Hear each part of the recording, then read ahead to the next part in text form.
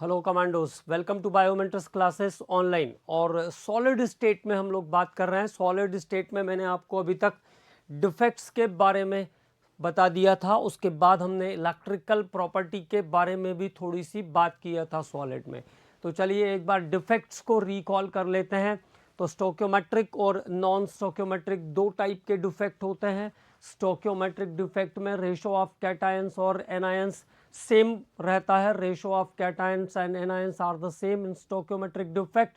और non stoichiometric defect के अंदर रेशो ऑफ कैटायंस और एनायंस क्या होते हैं, चेंज हो जाते हैं। नॉन स्टोक्योमेट्रिक डिफेक्ट के अंदर रेशो ऑफ कैटायंस और एनायंस बदल जाते हैं। स्टोक्योमेट्रिक डिफेक्ट के दो एग्जांपल्स के बारे में हम लोगों ने बात किया, दैट इज फ्रैंकल डिफेक्ट और शॉटकी डिफेक्ट। तो फ्रैंकल डिफेक्ट और शॉटकी डिफेक्ट दो जो है स्टोक्योमेट्रिक डिफेक्ट है। What happens in the Schottky defect? तो शॉटकी डिफेक्ट में क्या होता है, equal number of cations and anions are missing from the lattice point, जिसमें समान संख्या में धन आयन और ऋण आयन जालक बिंदु पर अनुपस्थित होते हैं। एंड गिव राइज होल, और यहाँ पे जो लैटिस पॉइंट है वो खाली हो जाता है। ठीक है, तो इस टाइप का जो डिफेक्ट है जिसको हमने शॉटकी डिफेक्ट कहा, तो क्या हुआ शॉटकी डिफेक्ट में ultimately equal number of cations and anions are missing from the lattice point. अब अगर कैटायन और एनायन बाहर चले गए तो क्या होगा, जो क्रिस्टल है उसकी डेंसिटी कम हो जाएगी। लेकिन कैटायन और एनायन इक्वल नंबर में गए हुए हैं तो इलेक्ट्रिकल न्यूट्रलिटी मेंटेन रहेगी। तो what happens in Schottky defect, the density of crystal decrease and there is no difference in electrical neutrality. Electrical neutrality जो है वो बनी रहेगी, उस पर कोई फर्क नहीं पड़ेगा। तो this is the Schottky defect. किन क्रिस्टल्स में मिलेगा? Higher coordination number, highly ionic character and size of cations and anions are same. तो ये शॉटकी डिफेक्ट का क्राइटेरिया है। Sodium chloride, potassium chloride, caesium chloride, AgBr जैसे क्रिस्टल्स के अंदर मिलता है शॉटकी डिफेक्ट। देन हमने बात किया फ्रैंकल डिफेक्ट के बारे में। तो what is the Frenkel defect? Where usually the cation is missing in the interstitial site, जहाँ पे कैटायन या धनायन अंतराकाशी रिक्तियों में चले जाते हैं। Cations are missing in the interstitial sites, इसको हम कहते हैं फ्रैंकल डिफेक्ट। इस डिफेक्ट में डेंसिटी और इलेक्ट्रिकल न्यूट्रलिटी दोनों मेंटेन रहेगी, क्योंकि आयन अपने ही क्रिस्टल के इंटरस्टिशियल साइट के अंदर है, मतलब बाहर नहीं गया कहीं, जैसा शॉटकी में हो रहा था कि it is missing from the lattice point and outside of the crystal. ऐसा फ्रैंकल में नहीं हो रहा है। Cation is inside the inside the interstitial state of the same crystal। interstitial site पर है सेम क्रिस्टल के, interstitial site of the same crystal। तो इसलिए इसको हम कहते, ये जो डिफेक्ट है इसको हम कहते हैं फ्रैंकल डिफेक्ट। तो फ्रैंकल डिफेक्ट के कारण चार्ज और डेंसिटी पर कोई फर्क नहीं पड़ेगा। किन क्रिस्टल में मिलेगा? लोअर कोऑर्डिनेशन नंबर, जिनका कोऑर्डिनेशन नंबर कम है, जो लेस आयोनिक कैरेक्टर वाले हैं, और जिनके साइज ऑफ कैटायन और एनायन एक दूसरे से डिफर करते हैं। तो this is the criteria for Frenkel's defect. अब फ्रैंकल डिफेक्ट जैसे जिंक सल्फाइड है, AgCl है, AgBr है, इस टाइप के क्रिस्टल्स के अंदर मिलता है। एग्जांपल्स में मैंने आपको बोला कि बहुत सारे एग्जांपल्स, अगर आपको और एग्जांपल्स मिलेंगे तो उनको जरूर नोट करेंगे, इंपॉर्टेंट होते हैं वो। ठीक है, AgBr एक ऐसा क्रिस्टल है जिसमें फ्रैंकल और शॉटकी दोनों डिफेक्ट प्रेजेंट होते हैं। तो शॉटकी डिफेक्ट क्यों आता है? क्योंकि हाईली आयोनिक नेचर का है। और फ्रैंकल डिफेक्ट क्यों आता है इसमें? क्योंकि ये जो है इसके साइज ऑफ कैटायंस और एनायंस का डिफरेंस है। तो ये हुआ शॉटकी और फ्रैंकल डिफेक्ट के बारे में हमने बात किया। इसके बाद नॉन स्टोक्योमेट्रिक डिफेक्ट में सबसे पहले पढ़ा हम लोगों ने एफ सेंटर डिफेक्ट। और एफ सेंटर डिफेक्ट में क्या होता है? One of the anion is missing from the lattice point, जिसमें एक ऋणायन जालक बिंदु पर अनुपस्थित होता है। Anion is missing from the lattice point and give rise hole. और इलेक्ट्रिकल न्यूट्रलिटी को मेंटेन करने के लिए, to maintain the electrical neutrality, the free electrons are collected at the lattice point. और इलेक्ट्रॉन कहाँ पे आ जाते हैं? लैटिस पॉइंट पर आ जाते हैं। ठीक है, और इन इलेक्ट्रॉन के ट्रांजिशन के कारण क्रिस्टल के अंदर कलर का ओरिजिन होता है, the origin of colour due to transition of electron from the lattice point. और sodium chloride yellowish, lithium chloride का पिंक कलर, पोटेशियम क्लोराइड का वॉयलेट कलर। तो ये जो कलर है डिफरेंट डिफरेंट क्रिस्टल्स में, वो किसके कारण आता है? एब्सेंटर डिफेक्ट के कारण आता है। उसके बाद हम लोगों ने बात किया था अगले डिफेक्ट के बारे में, फ्रैंकल और शॉर्टकी के बाद एक्स्ट्रा कैटायन डिफेक्ट। तो जैसे जिंक ऑक्साइड क्रिस्टल को जब हम हीट करते हैं, जिंक ऑक्साइड क्रिस्टल को हीट करेंगे तो एक लैटिस साइड पर जिंक 2+ आयन और उसके दूसरे लैटिस साइड पर इलेक्ट्रिकल न्यूट्रलिटी को मेंटेन करने के लिए इलेक्ट्रॉन प्रेजेंट रहता है।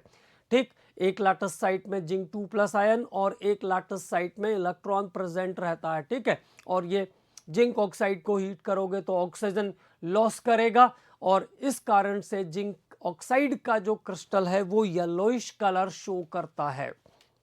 ठीक है, उसके बाद हम लोगों ने बात किया अगले डिफेक्ट्स के बारे में, जो कि इम्प्योरिटी इंट्रोड्यूस करने के कारण आयोनिक सॉलिड में जनरेट होते हैं। इम्प्योरिटी इंट्रोड्यूस करने के कारण आयोनिक सॉलिड में जनरेट होते हैं। जैसे सोडियम क्लोराइड का क्रिस्टल है तो क्या होगा? NaCl। अगर इसमें कुछ strontium chloride as a impurity present है तो स्ट्रांशियम क्लोराइड डाइवैलेंट है, 2 चार्ज है इस पे, 2 पॉजिटिव चार्ज है, तो एक स्ट्रांशियम आयन क्या करेगा? एक स्ट्रांशियम 2+ आयन क्या करेगा?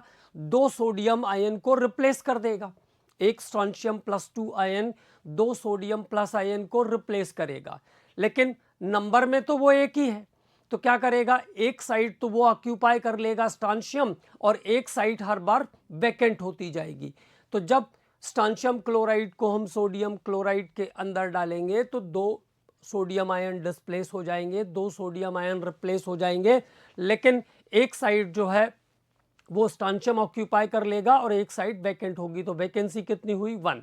ठीक, अगर गैलियम क्लोराइड GaCl3 को हम सोडियम क्लोराइड के साथ ऐड कर दें तो क्या होगा? एक गैलियम आयन 3 सोडियम आयन को रिप्लेस करेगा। 1 of the gallium ion replace the 3 of the sodium ion. एक गैलियम आयन 3 सोडियम आयन को रिप्लेस करेगा और इस प्रोसेस के अंदर क्या होगा?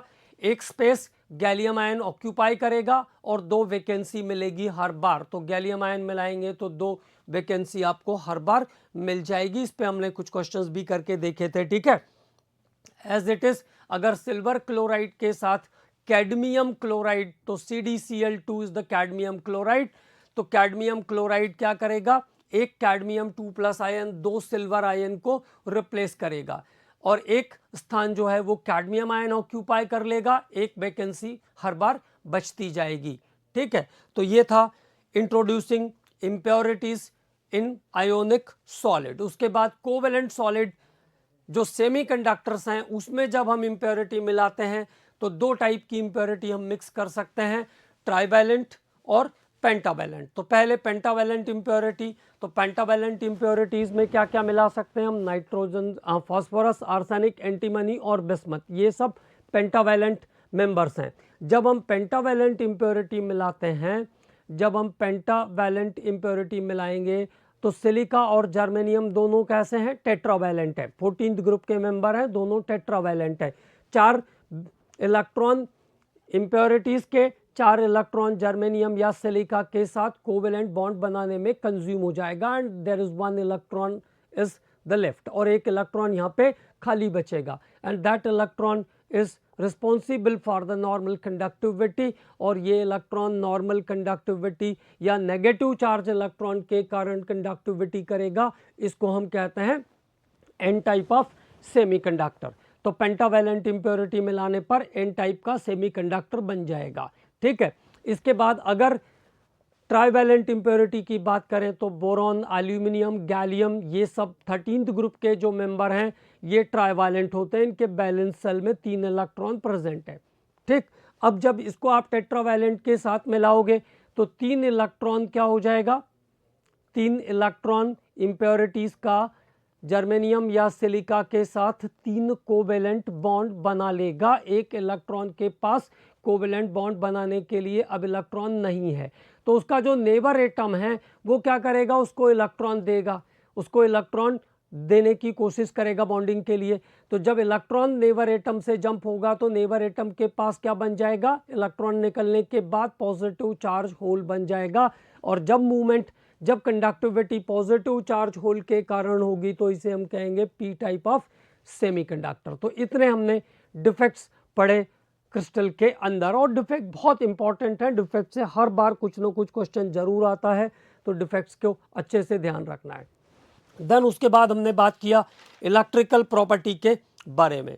तो कंडक्टर्स का जो रैंकिंग है इलेक्ट्रिसिटी कंडक्ट करने का वो 10 to the power 4 to 10 to the power 7 पर ओम पर मीटर का रैंकिंग है कंडक्टर्स के लिए। और अगर मेटल्स हैं यहाँ पे तो वो हो जाएगा highest ranking 10 to the power 7। Metals के लिए कितना हो जाएगा, 10 टू द पावर 7 हो जाएगा। मेटल्स के लिए रैंकिंग कितनी, 10 टू द पावर 7 है। इंसुलेटर के लिए रैंकिंग कितनी होती है, 10 to the power -20 to 10 to the power -10। मतलब इंसुलेटर कोई इलेक्ट्रिसिटी कंडक्ट नहीं करने वाले हैं, ठीक। सेमीकंडक्टर्स वो कंडक्टर होते हैं जो इलेक्ट्रिसिटी को फ्लो करते हैं लेकिन हीट को फ्लो नहीं करते, उनको हम कहते हैं सेमीकंडक्टर्स। इनकी कंडक्टिविटी रैंकिंग होती है 10 to the power -6 to 10 to the power 4। 10 to the power -6 to 10 to the power 4 ohm inverse metre inverse is the ranking of semiconductors. उसके बाद हम लोगों ने बात किया था अबाउट सुपर कंडक्टिविटी। तो सुपर कंडक्टिविटी में आपको केवल एक पॉइंट ध्यान रखना है, कैमरलिंग ओन्स ने इसको मर्क्यूरी के अंदर डिस्कवर किया था 4 केल्विन के ऊपर, ठीक है। तो यहां तक की बातें हम लोगों ने कंप्लीट कर लिया था। अब बात करेंगे magnetic property of the crystal की, ठीक है। तो अगला जो प्रॉपर्टी डिस्कस करेंगे हम लोग वो है magnetic property of the crystal. तो मैग्नेटिक प्रॉपर्टी की बात करते हैं, magnetic property of the crystal, magnetic property of the crystal, magnetic property of the crystal.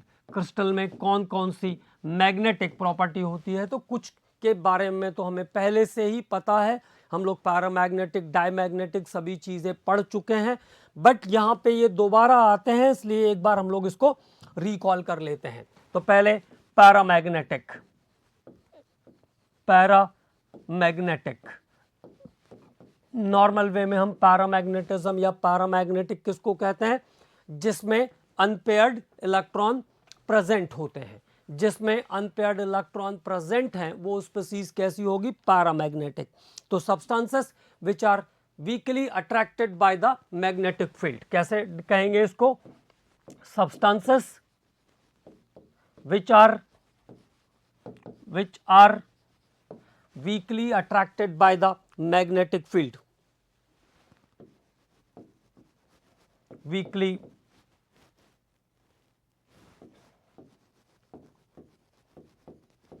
attracted by the magnetic field, weakly attracted by the magnetic field, magnetic field, weakly attracted by the magnetic field, वो पदार्थ जो चुंबक के प्रति दुर्बल आकर्षित होते हैं, weakly attracted by the magnetic field. They are magnetise in magnetic field, they are magnetise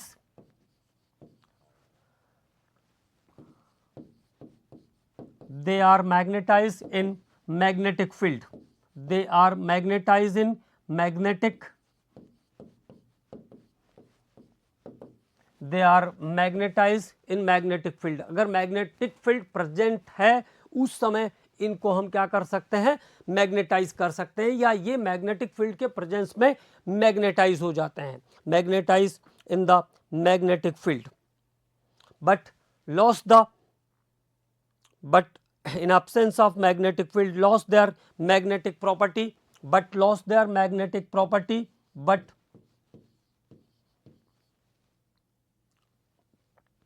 lost their magnetic property or lose their magnetic property, ऐसा भी कह सकते हैं, lose their magnetic property, lose their magnetic property, lose their magnetic property in absence of magnetic field, in absence of magnetic field, in absence of magnetic field, absence of magnetic field, अगर magnetic field को आप हटा दोगे तो इनका जो magnetism का property इसके अंदर जो आया था वो वापस से खत्म हो जाएगा। ठीक, तो पैरामैग्नेटिक्स नॉर्मल वे में हमको क्या ध्यान रखना है, जिसमें अनपेयर्ड इलेक्ट्रॉन रहते हैं। अब आ गई सॉलिड की बात, तो क्या है, substances which are weakly attracted by the magnetic field, ठीक है, which are weakly attracted by the magnetic field, they are magnetise in magnetic field but lost their magnetic property in absence of magnetic field। अगर magnetic field को हम हटा देंगे तो इन substances का जो magnetic behavior है वो खत्म हो जाएगा, और इसके example हो सकते हैं O2, oxygen, oxygen is paramagnetic, O2 Cu2 plus, Cu2 plus, Fe3 plus, all the substances in which unpaired electrons are present, okay, Cr3 plus etcetera. तो ये सब कैसे हैं, पैरामैग्नेटिक हैं, जिनमें अनपेयर्ड इलेक्ट्रॉन है वो पैरामैग्नेटिक हैं, ये ध्यान रखना है। अब बात करते हैं दूसरे प्रॉपर्टी पर।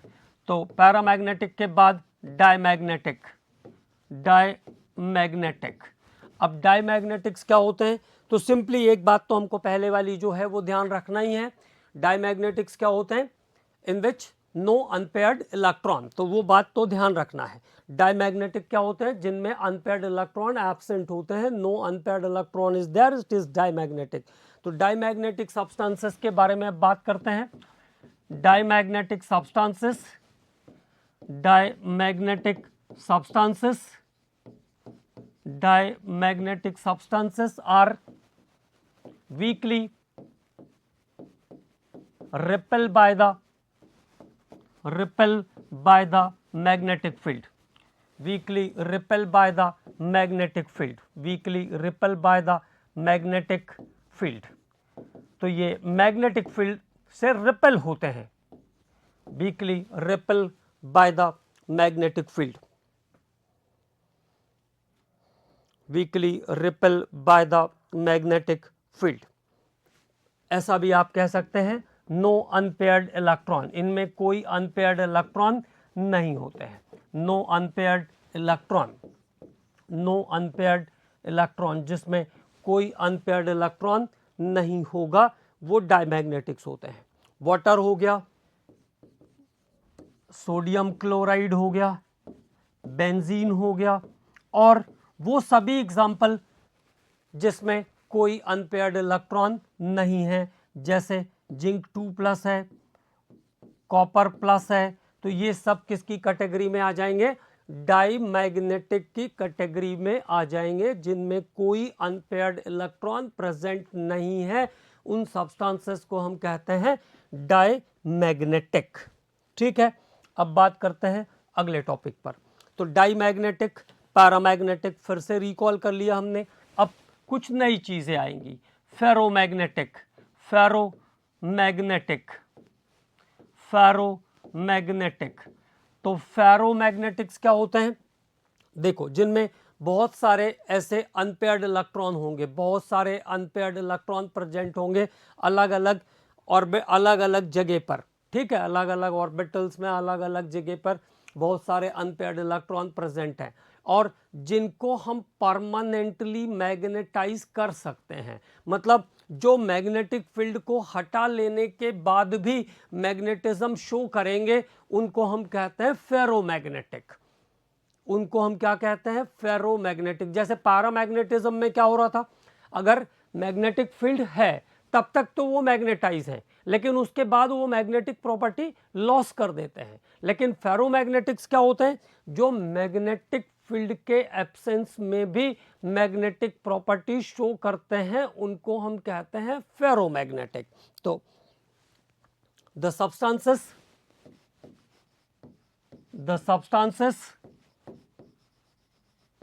which are strongly attracted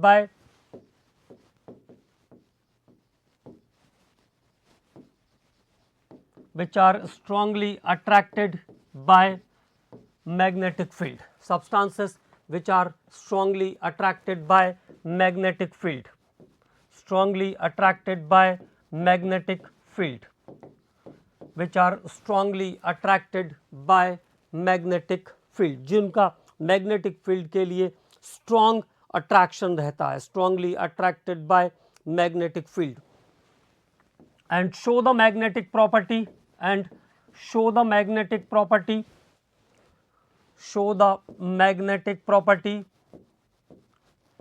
show the magnetic property in absence of magnetic field, show the magnetic property in absence of magnetic field, in absence of magnetic field, show the magnetic property in absence of magnetic field, जो magnetic field के हटा लेने के बाद भी अपना magnetism loss नहीं करते हैं, वो सब्सटेंसेस होते हैं फेरोमैग्नेटिक्स, आयरन, कोबाल्ट, निकल, आयरन, कोबाल्ट, निकल और CrO2, ये सब इसके एग्जाम्पल्स हैं। और भी एक्स्ट्रा एग्जाम्पल मिलेंगे तो आपको उसको नोट करना है, ठीक है। तो ये सब्सटेंसेस हैं फेरोमैग्नेटिक्स, दीज आर फेरोमैग्नेटिक सब्सटेंसेस। अब फेरोमैग्नेटिक के बाद अगले टॉपिक पर बात करते हैं, कुछ और छोटे छोटे टॉपिक्स हैं यहाँ पे। तो अगला जो टॉपिक है जिसके बारे में हम बात करेंगे फेरो के बाद, anti ferromagnetism, anti ferromagnetism, anti ferromagnetism, anti ferromagnetism. अब एंटी फेरोमैग्नेटिज्म और डाईमैग्नेटिज्म तो ध्यान रखेंगे, डाईमैग्नेटिज्म में क्या होता है, कोई अनपेयर्ड इलेक्ट्रॉन नहीं रहता है। एंटी फेरोमैग्नेटिज्म में इलेक्ट्रॉन अनपेयर्ड तो रहते हैं, है ना, इलेक्ट्रॉन अनपेयर्ड इलेक्ट्रॉन रहते हैं, लेकिन नेट अलाइनमेंट जो होता है वो कैसा होता है, जीरो होता है। जैसे मान लो 4 क्लॉकवाइज वाले अनपेयर्ड हैं और 4 एंटी क्लॉकवाइज वाले अनपेयर्ड हैं, तो ओवरऑल जो रिजल्टेंट अलाइनमेंट है, जो रिजल्टेंट नेट डाइपोल है, वो क्या हो जाएगा, जीरो हो जाएगा, ठीक है। तो ये सिचुएशन रहती है एंटी फेरोमैग्नेटिक की।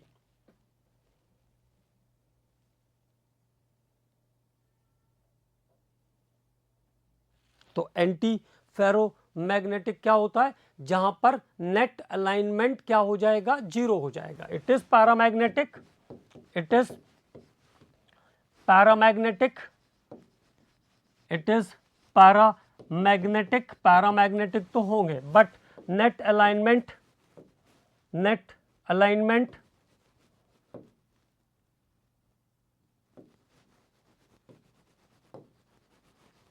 Is zero.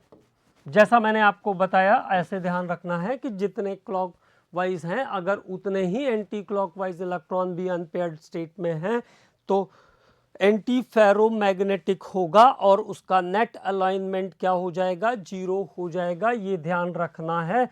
जैसे मैंने कहा, ये क्लॉकवाइज और इसके साथ साथ एंटी क्लॉकवाइज, फिर क्लॉकवाइज, फिर एंटी क्लॉकवाइज। तो ओवरऑल अगर आप मैग्नेटिक मोमेंटम देखेंगे तो कितना आ जाएगा, जीरो आ जाएगा। इसको हम कहते हैं anti ferromagnetism. This is anti ferromagnetism, ठीक। Their domains are oppositely oriented and cancel out each others magnetic movement. Their domains are oppositely oriented and cancel out each other's magnetic momentum. तो क्या चीज ध्यान रखना है, their domains are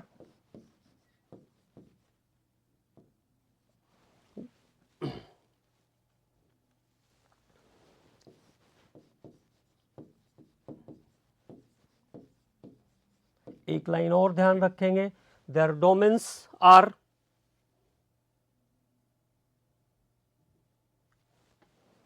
एक second,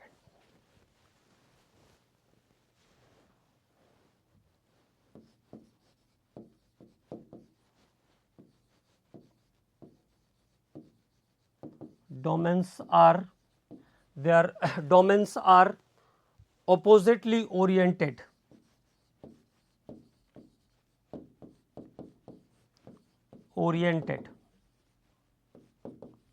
domains are oppositely oriented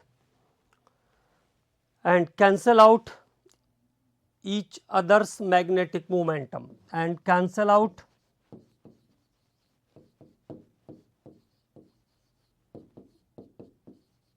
each other magnetic momentum.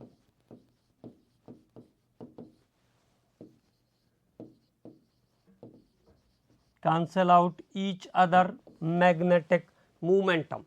ठीक है, तो जहां पर जो अलाइनमेंट है उसमें क्या होता है, जितने क्लॉकवाइज मिले उतने एंटी क्लॉकवाइज भी मिले, तो इस टाइप के क्रिस्टल को हम कहते हैं एंटी फेरोमैग्नेटिक, और इसका एग्जाम्पल है MnO। MnO is the example of anti ferromagnetic. Okay, अब एंटी फेरोमैग्नेटिक के बाद बात करते हैं फेरी मैग्नेटिज्म के बारे में। तो अबाउट फेरी मैग्नेटिज्म, अब फेरी मैग्नेटिक सब्सटेंसेस क्या होते हैं? फेरी को हिंदी में कहते हैं लघु लौह चुंबकी। लघु मतलब थोड़ा थोड़ा सा, नेट अलाइनमेंट मतलब जो है वो जीरो नहीं होगा। मैग्नेटिक मोमेंटम यहाँ पे जैसे उसमें कैंसिल हो जा रहा था, यहाँ पर मैग्नेटिक मोमेंटम कैंसिल नहीं होगा। तो पहले समझते हैं कि क्या बात हो रही है, फिर उसके बाद बात करेंगे आगे की। तो देखो, जैसे ये क्लॉकवाइज, ये क्लॉकवाइज, ठीक है।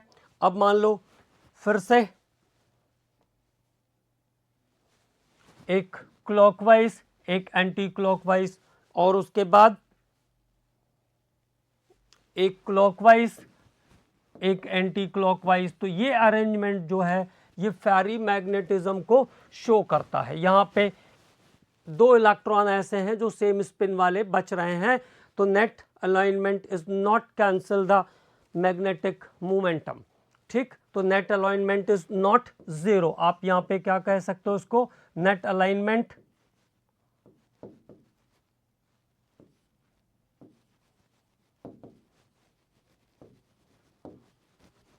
Is not zero. Net alignment is not zero. ठीक है, तो यहां पर नेट अलाइनमेंट जो है वो जीरो नहीं होगा, और इसका एग्जाम्पल है Fe3O4। Fe3O4 कई बार इसको पूछा भी जा चुका है। MgFe2O4, MgFe2O4, इसके साथ साथ Zn2Fe2O4, Zn2Fe2O4। तो ये कुछ फेरोमैग्नेटिक सब्सटेंसेस हैं, ये भी पैरामैग्नेटिज्म भी शो कर रहे हैं, और इसके साथ साथ इनके अंदर एंटी फेरोमैग्नेटिज्म क्यों आया? क्योंकि इनका जो नेट अलाइनमेंट है वो जीरो नहीं है। Net alignment is not zero, मतलब क्लॉकवाइज और एंटी क्लॉकवाइज की जो डायरेक्शन है उसमें कहीं ना कहीं यहाँ पे देखिए दो क्लॉकवाइज एक्स्ट्रा में बचे हुए हैं। तो इसको हम कहते हैं एंटी, जिसमें पूरा जीरो आएगा वो anti. Net alignment is zero is anti ferromagnetic, जिसमें नेट अलाइनमेंट जीरो नहीं होगा वो फेरी मैग्नेटिक, मतलब थोड़ी बहुत मैग्नेटिक पावर शो करेगा। ठीक है, अब बात करते हैं अगले टॉपिक पर। अगला क्या पॉइंट और बचा हुआ है उसको देखते हैं। तो पीजो इलेक्ट्रिसिटी के बारे में बात करेंगे। Piezo electricity,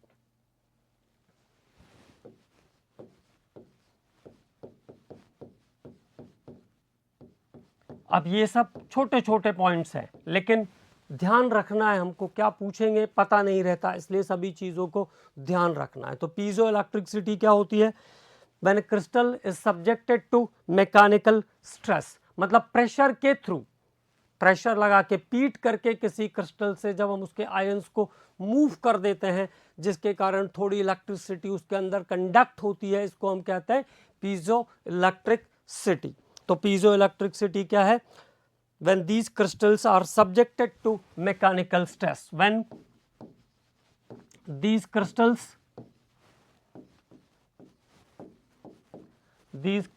are subjected to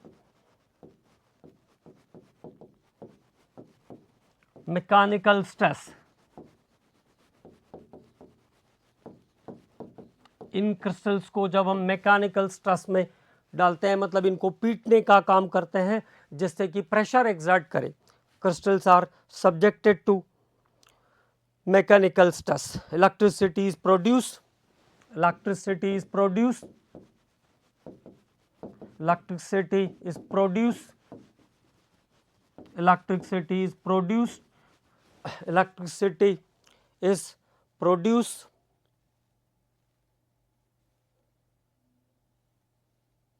due to displacement of ions, due to displacement of ions, due to displacement of ion, due to displacement of ions. तो this is called piezoelectricity, इसको हम piezoelectricity कहते हैं। ये एक टर्म है जिसको हमें ध्यान रखना है। बस मैकेनिकल स्ट्रेस के कारण जब हमने आयंस को मूव करवाया तो इसको कहते हैं पीजोइलेक्ट्रिसिटी। अगला पायरोइलेक्ट्रिसिटी। अब पायरो का रिलेशन किसके साथ है? टेम्परेचर के साथ है। तो अब बात करते हैं पायरोइलेक्ट्रिसिटी के बारे में, अबाउट pyroelectricity. तो what is the pyroelectricity? Some polar crystals when heated, some polar crystals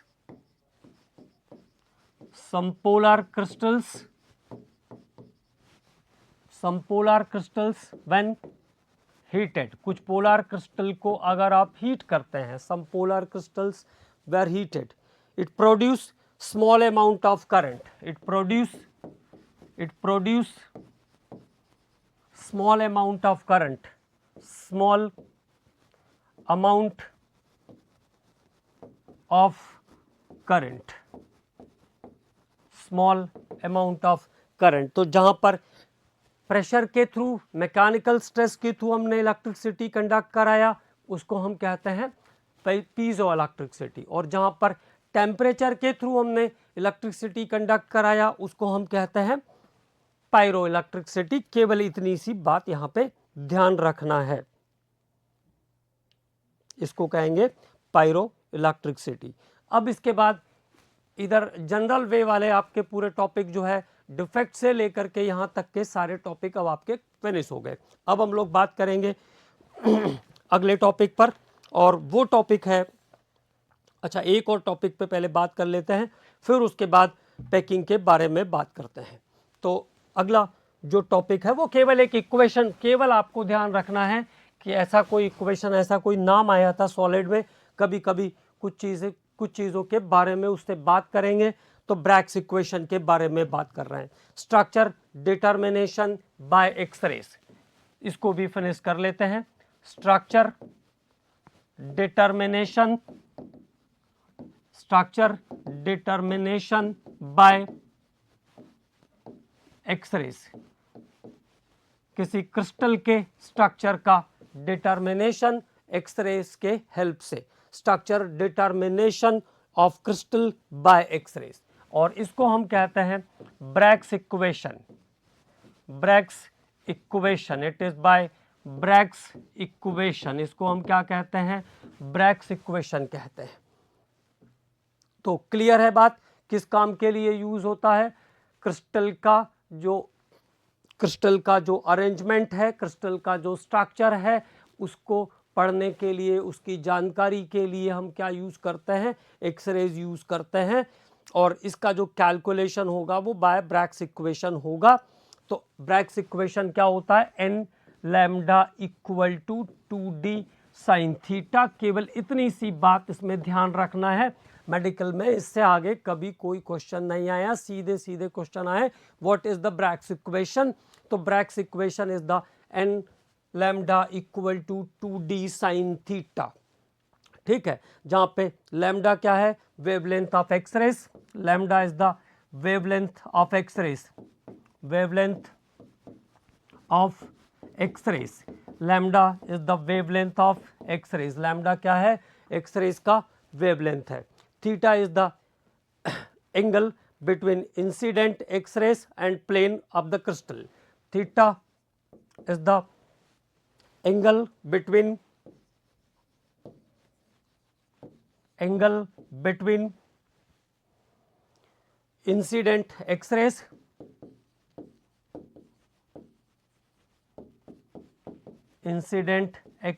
and plane of the crystal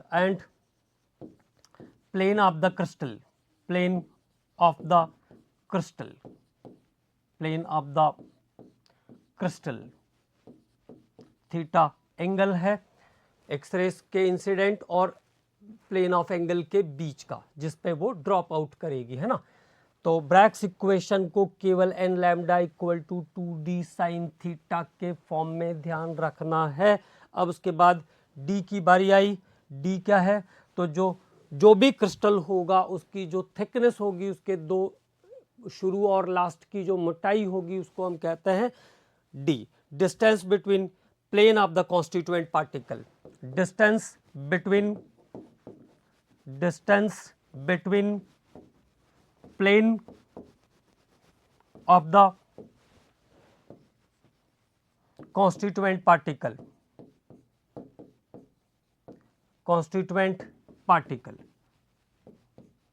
distance between the plane of the constituent particle, और n is the order of refraction। n क्या है, order of diffracted beam, order of diffracted beam। हमको कुल केवल क्या ध्यान रखना है, ब्रैग्स इक्वेशन ध्यान रखना है, that is n lambda equal to 2d sine theta, जो कि क्रिस्टल के स्ट्रक्चर को पढ़ने के लिए यूज होता है, क्रिस्टल के स्ट्रक्चर को जानने के लिए यूज होता है। और प्रेजेंटली ये जो है प्रोटीन और न्यूक्लिक एसिड के स्ट्रक्चर के डिटर्मिनेशन के लिए भी यूज होता है। Presently it is use for the determination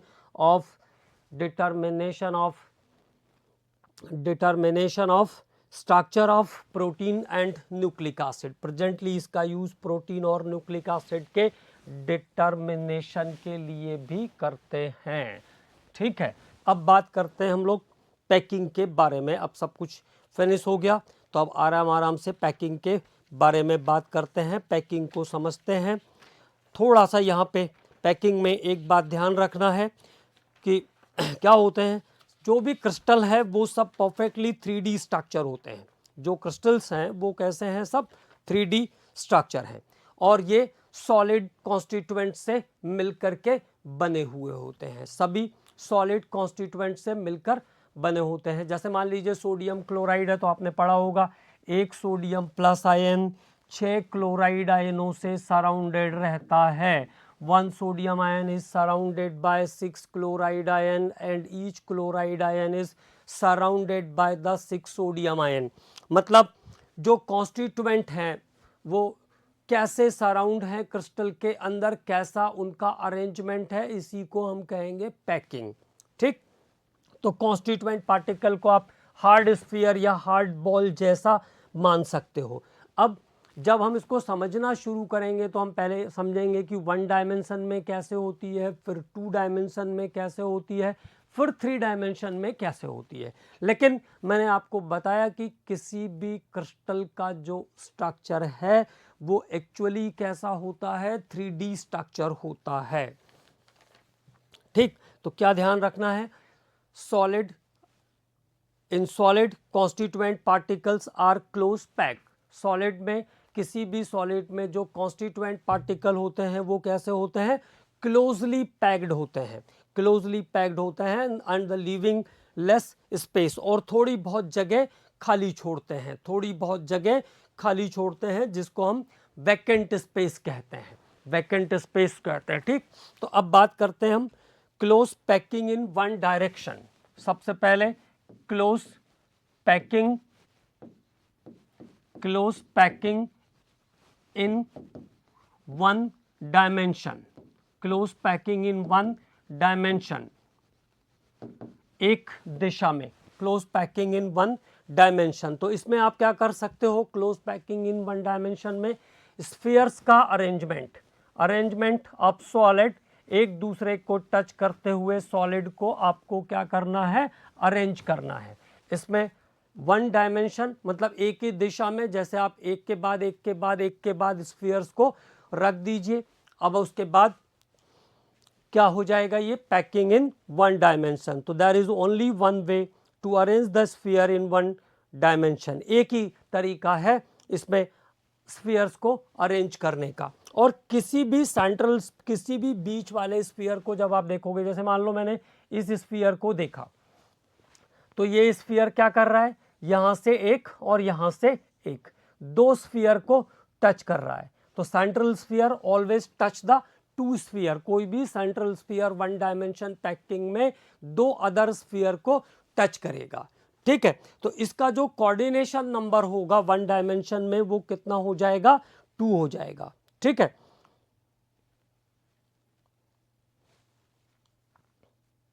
तो one dimensional close packing clear. इसमें क्या करते हैं, हम स्फीयर को एक लाइन में अरेंज करेंगे। Spheres are arrange in a line, spheres are arrange in a single direction, ठीक है। तो स्फीयर को हम सिंगल डायरेक्शन जैसे लेंथ में अरेंज करेंगे पहले, ठीक है। तो स्फीयर को लेंथ में अरेंज कर रहे हैं। फिर इसके बाद जब 2D में जाएंगे तो लेंथ के साथ ब्रेड्थ भी लेंगे, और जब 3D में जाएंगे तो लेंथ और ब्रेड्थ के साथ साथ हाइट भी आएगी, मतलब ऊपर की तरफ भी अरेंज करेंगे। तो हम लोग बात कर रहे हैं packing in one dimension.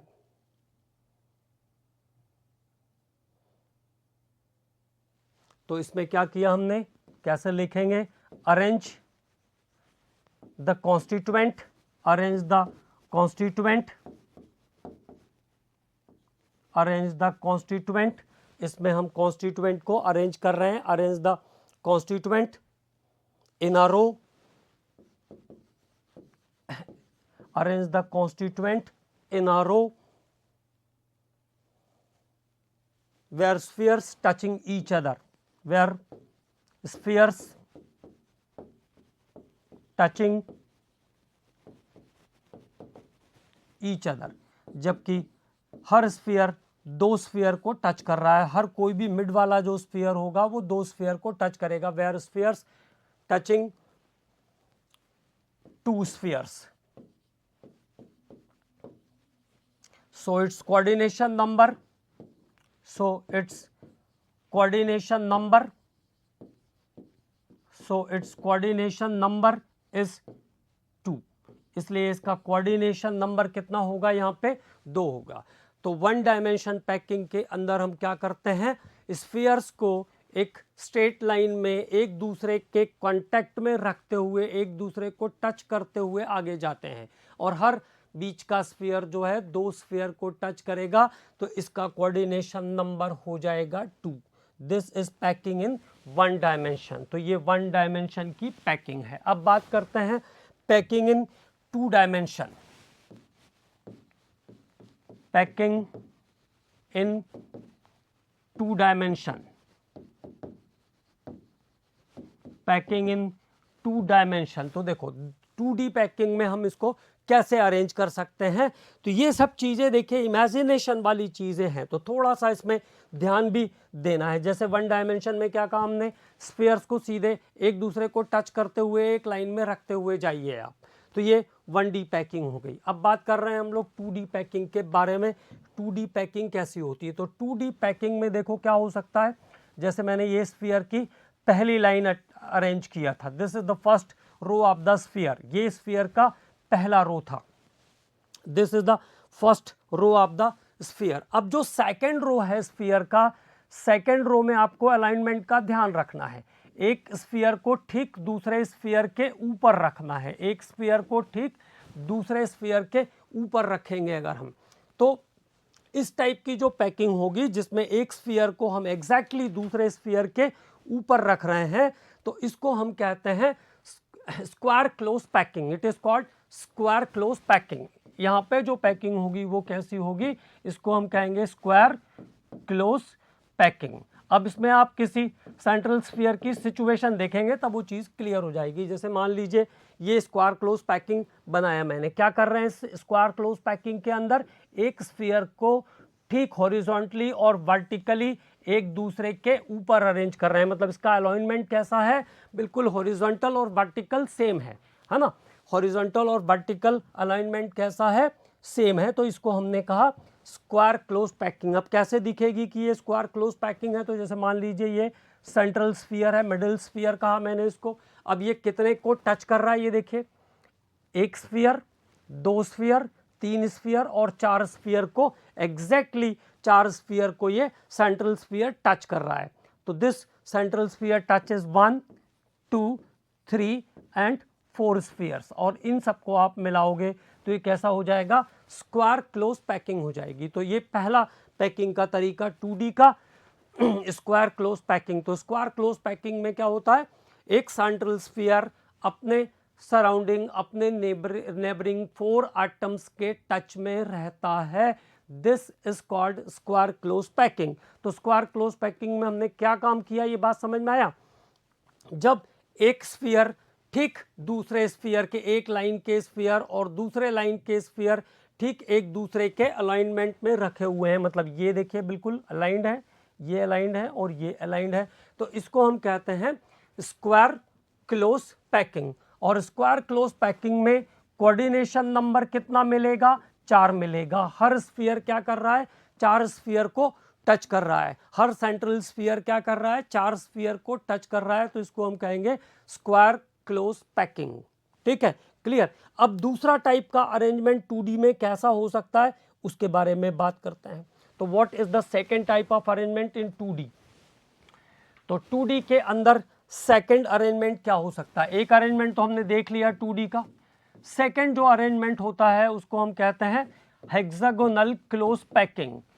Hexagonal close packing, एक तो हो गया क्यूबिकल, अब इसके बाद hexagonal close packing. Hexagonal close packing, hexagonal close packing. तो देखो हेक्सागोनल क्लोज पैकिंग वाले स्ट्रक्चर अब कैसे बनेंगे, फिर से इसको इमेजिन करते हैं। तो देखिए यहाँ पे जैसे हमने पहले वाले में क्या काम किया था, एक स्फीयर का रो, और जो हमने क्यूबिकल क्लोज में अरेंज किया, तो जो दूसरे स्फीयर का रो है वो कैसा है, ठीक हॉरिजॉन्टली और वर्टिकली एक दूसरे के साथ अलाइनमेंट में थे, ऐसे हैं ये। ठीक है, तो this is cubical close packing. इसको हम क्या कहते हैं, क्यूबिकल क्लोज पैकिंग कहते हैं। ठीक है, यहां तक बात समझ आई। अब देखो हेक्सागोनल क्लोज पैकिंग में क्या होगा, जैसे एक रो, ये मान लीजिए आपका हो गया 1 डायमेंशन रो, 1 डायमेंशन में हमने इस तरीके से अरेंज किया। अब सेकेंड रो का जो अरेंजमेंट होना है वहां पे केवल डिफरेंस आएगा। फर्स्ट रो में जब 2D पैकिंग पे आए थे हम, और हमने स्फीयर्स को क्या किया, वर्टिकली और हॉरिजॉन्टली सेम टाइप से अलाइन किया, एक दूसरे के एग्जैक्टली ऊपर रखा, तो इसको हमने कहा क्यूबिकल है, इसको हमने क्या कहा था, square close packing. Sorry, this is square close packing. ये यहाँ पे गलत लिखा गया है, स्क्वायर क्लोज पैकिंग कहा था, इसको हमने स्क्वायर क्लोज पैकिंग। अब देखिए दूसरा हेक्सागोनल क्लोज पैकिंग क्या होती है। तो हेक्सागोनल क्लोज पैकिंग में क्या होता है, जब जैसे ये पहले लाइन के फर्स्ट रो के स्फीयर है मान लीजिए, अब सेकेंड रो का जो अरेंजमेंट करना है, in case of second row, the second row spheres are just present in the groups of the sphere of the first row. Second row के जो स्फीयर हैं वो कहां पर है, दो स्फीयर को आप रखोगे तो बीच में खाली जगह बचेगी ना, बीच में एक स्पेस बचेगा। जो स्पेस बचेगा जब आपने वहां पे देखे, जैसे यहां पे आप समझ लीजिए इसको, जैसे ये स्पेस बच रही है, दो के बीच में खाली स्पेस बच रही है, इस खाली स्पेस में, इस खाली बचे हुए स्पेस में आपने सेकेंड रो के स्फीयर को जब अरेंज किया, तो इसको हम कहेंगे hexagonal close packing. This is called hexagonal close packing. तो इसको हम क्या कहेंगे, हेक्सागोनल क्लोज पैकिंग कहेंगे। ठीक है, तो देखिए एक स्फीयर, पहली रो 1 डायमेंशन जैसी, दूसरी रो में अगर हमने इसको हॉरिजॉन्टली और वर्टिकली ठीक एक दूसरे के ऊपर रखा तो स्क्वायर क्लोज पैकिंग कहेंगे इसको हम। अब अगर जो ग्रुप्स हैं हमारे सेकंड रो के, फर्स्ट रो के जो ग्रुप्स हैं, अगर सेकंड रो को अरेंज करते समय हमने ये ध्यान दिया कि ग्रुप्स के अंदर पहला एटम डाला, जो पहला कॉन्स्टिट्यूएंट है वो कहाँ है, इनसाइड द ग्रूव।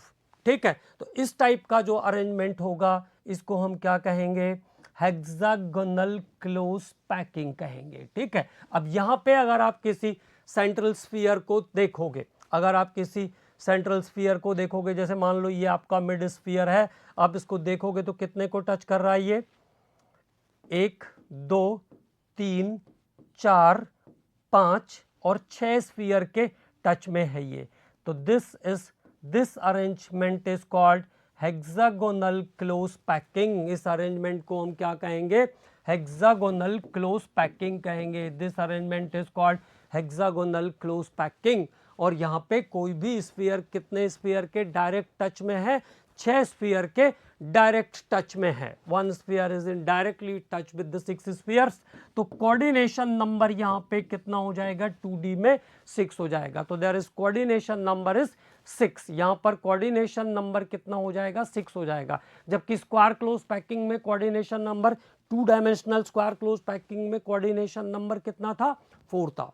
ठीक है, तो यहाँ तक क्लियर। अब उसके बाद अगले लेक्चर में पैकिंग, 3 डायमेंशनल पैकिंग और इससे रिलेटेड क्या क्या प्रॉब्लम्स आ सकते हैं उसके बारे में हम लोग बात करेंगे, और फिर हमारा ये यूनिट सॉलिड स्टेट भी खत्म हो जाएगा। ठीक है।